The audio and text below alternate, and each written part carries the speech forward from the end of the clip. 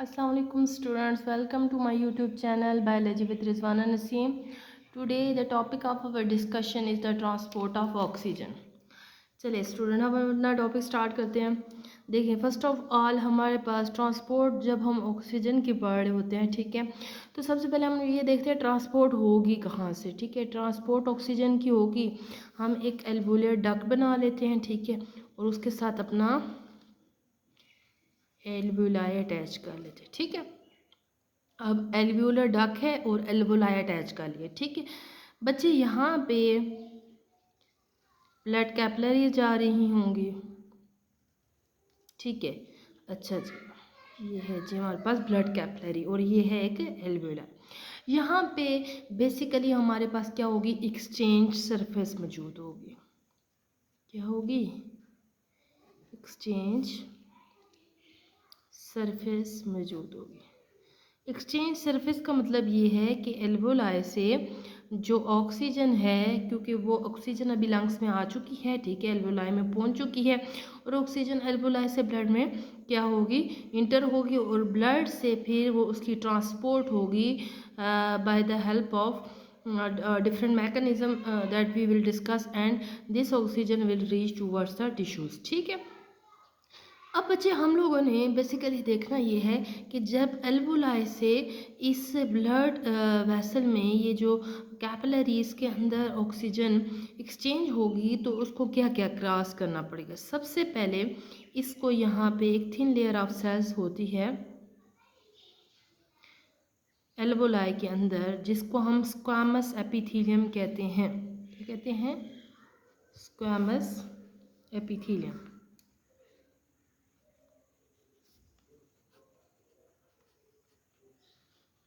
सबसे पहले इसको स्क्वामस एपिथेलियम क्रॉस करने पड़ेगी। उसके बाद बेटे यहाँ पे ना नॉन सेलुलर लेयर एक मौजूद होती है एल्वुलाई और जो हमारे पास ब्लड कैपिलरी होती है इसके दरमियान। ठीक है, इसको हम बेसमेंट मेम्ब्रेन कहते हैं,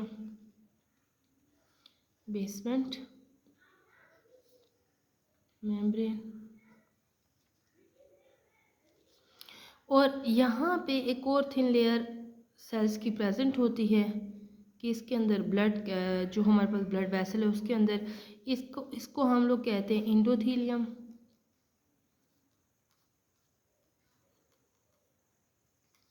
अब देखें, जब ऑक्सीजन ने इस एल्वोलाई से इस ब्लड वेसल के अंदर आना है तो उसको सबसे पहले स्क्वामस एपिथेलियम को क्रॉस करना पड़ेगा, उसके बाद बेसमेंट मेम्ब्रेन को क्रॉस करना पड़ेगा, उसके बाद इंडोथीलियम को क्रॉस करना पड़ेगा। तो ऑक्सीजन यहाँ से पहुँच जाएगी किधर, इधर इस ब्लड कैपिलरी के अंदर। ठीक है, अब बच्चे जब ये इस ब्लड कैपिलरी में आ जाएगी तो अब इसकी ट्रांसपोर्ट होगी ब्लड के अंदर।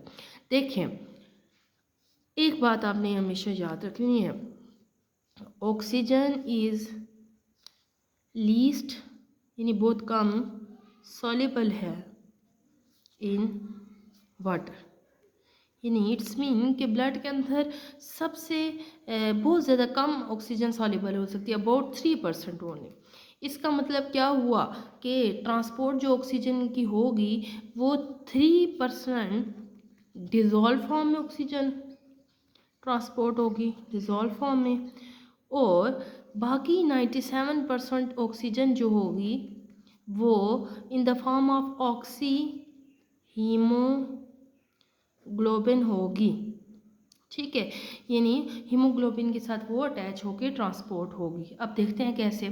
अब देखिए बच्चे, अगर हम ये ब्लड वेसल ड्रॉ करें, ठीक है, तो ब्लड वेसल है, ये एक ब्लड कैपिलरी है, इसके अंदर बहुत से सेल्स होंगे, लेकिन यहाँ पे हमारा कंसर्न रहेगा अपने आरबीसीज के साथ। ठीक है, हमारे आरबीसीज जो होते हैं इस तरह की स्ट्रक्चर होती है उनकी, बाइकनकेव स्ट्रक्चर। ठीक है, अब यहाँ पे ये क्या है, ये एक आरबीसी है, रेड ब्लड सेल है। ठीक है, इसके अंदर ना बहुत से हीमोग्लोबिन के मालिक्यूल्स होंगे, और एक आरबीसी के अंदर आपको पता होना चाहिए 280 मिलियन एचबी की मालिक्यूल्स होते हैं। यानी हीमोग्लोबिन कितनी होती हैं, एक सिंगल आरबीसी के अंदर 280 मिलियन एचपी मालिक्यूल्स मौजूद होते हैं। ठीक है, अब अगर हम लोग यहाँ से एक आरबीसी के अंदर से एक हीमोग्लोबिन का मालिक्यूल बाहर निकालें तो हम देखते हैं उसकी स्ट्रक्चर कैसे होती है। उसकी स्ट्रक्चर ये होती है, उसके अंदर 4 आयरन के मॉलिक्यूल्स होते हैं और इन 4 आयरन के मॉलिक्यूल के साथ ग्लोबिन की चेन्स अटैच होती हैं। ठीक है, एक प्रोटीन अटैच होती है जिसको हम ग्लोबिन कहते हैं। ठीक है, ये क्या होगी? ग्लोबिन। बच्चे याद रखना है, ऑक्सीजन हमेशा आयरन के साथ अटैच हो सकती है। तो एक हीमोग्लोबिन के पास कितने आयरन हैं? 4 आयरन हैं। इसका मतलब है एक हीमोग्लोबिन के साथ हमारे पास 4 मॉलिक्यूल ऑक्सीजन के अटैच हो सकते हैं। ठीक है, तो इस तरह से अगर ये हम लोग इधर देखें, ये एक आरबीसीज था और इसके अंदर क्या है, हीमोग्लोबिन के 280 मॉलिक्यूल्स हैं। तो हर हीमोग्लोबिन के साथ 4 ऑक्सीजन अटैच हैं। ठीक है, और ये इस तरह से ट्रांसपोर्ट होती हैं। ठीक है, अब देखें, अब ये ब्लड हमने बात की कि यहाँ पे अगर थे हमारे पास क्या थे, लंग्स थे। ठीक है, लंग्स से ऑक्सीजन आई। ठीक है, यहाँ से ब्लड ऑक्सीजनेटेड हुआ। अब ये ऑक्सीजनेटेड ब्लड पहुँचा हमारे हार्ट के पास। ठीक है, हार्ट के पास ऑक्सीजनेटेड ब्लड आ गया तो हार्ट ने जो है इसको पंप किया और किधर पहुँचाया? टिश्यूज़ के पास। टिश्यूज़ में जाके इस ब्लड ने जो है अपनी ऑक्सीजन टिश्यू को दे दी। ठीक है, और यहाँ से ये डी ऑक्सीजनेट होके दोबारा किधर पहुँच गया? डी ऑक्सीजनेट होके दोबारा हार्ट के पास पहुँचता है। क्या हो गए? डीऑक्सीजनेट हो के, और फिर हार्ट जो है इसको दोबारा से लंग्स की तरफ भेज देता है ताकि कार्बन डाइऑक्साइड को ब्रीथ आउट करके बॉडी से रिमूव किया जा सके। ठीक है, तो इस तरह से होती है ट्रांसपोर्ट ऑफ गैस ऑक्सीजन। ठीक है, 3% only in the dissolve form and 97% oxygen is transported as a oxy haemoglobin in which the